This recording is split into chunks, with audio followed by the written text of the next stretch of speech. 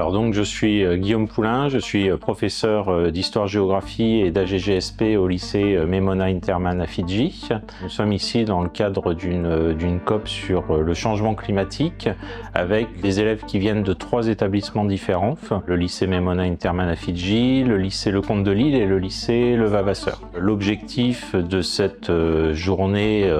est de demander aux élèves d'incarner des délégations d'État, mais aussi délégations non étatiques, dans le cadre donc d'une simulation de COP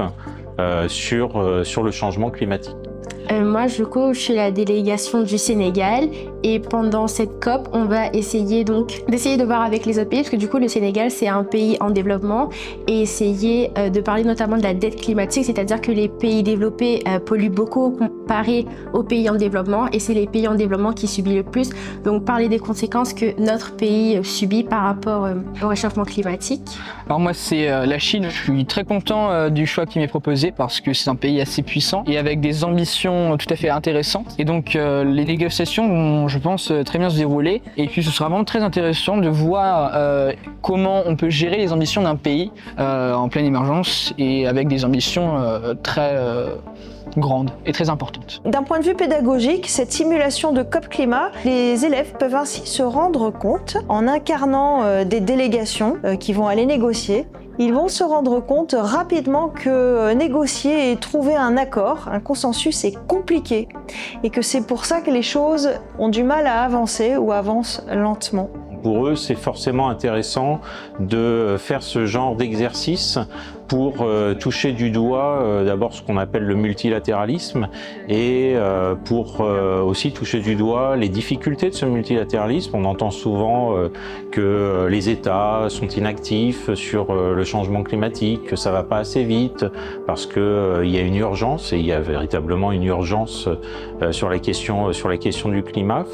Mais en même temps, ce genre d'exercice, ce genre de COP est un exercice qui demande énormément de temps et qui demande surtout d'être capable de faire des compromis. Pour moi, la COP, ça représente déjà un grand mouvement parce que le fait qu'on parle de l'environnement, c'est bien, mais beaucoup d'adultes en parlent et ce qui est bien, c'est que là, ils mettent les jeunes, donc ils sensibilisent donc à l'intérieur, donc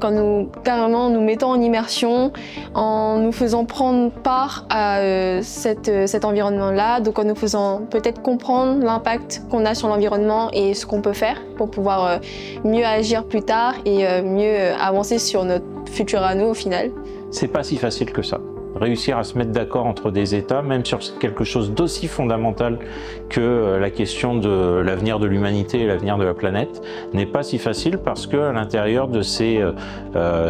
COP, il y a une diversité de positionnements et que chaque État essaye malgré tout de concilier à la fois ses intérêts personnels, mais aussi des intérêts plus globaux.